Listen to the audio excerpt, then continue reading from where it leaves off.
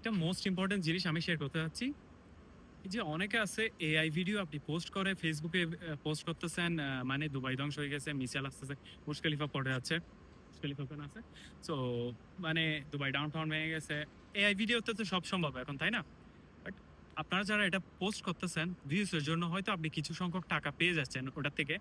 But আপনি এটা এটা চিন্তা করতেছেন না যে এই দুবাইতে, এই ইউএইতে কত হাজার বাঙালি, কত লাখ বাঙালি এখানে কাজ করে, এখানে আছে, অনেক সেক্টরে আছে। বাট ওদের ফ্যামিলিতে একটা প্রবাসীর ফ্যামিলি ওখানে বাংলাদেশে অবশ্যই আছে।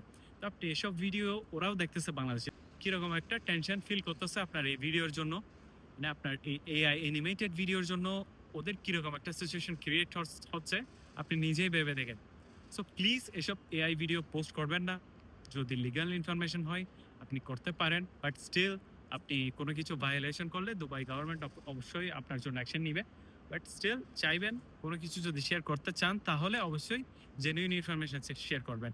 আর অনেকে তো এমন আছে ইউকে ইউএসএ থেকে থেকে দুবাইয়ের আপডেট দিচ্ছে, দুবাই আসছে কখন ও জানে না, বাট ওখান থেকে দুবাই সবকিছু জানে ক্যাবনে নিউজ দেখে। সো প্লিজ এগুলো করিয়েন না, যেহেতু সবারই ফ্যামিলি আছে, সবারই চিন্তা ভাবনা আছে।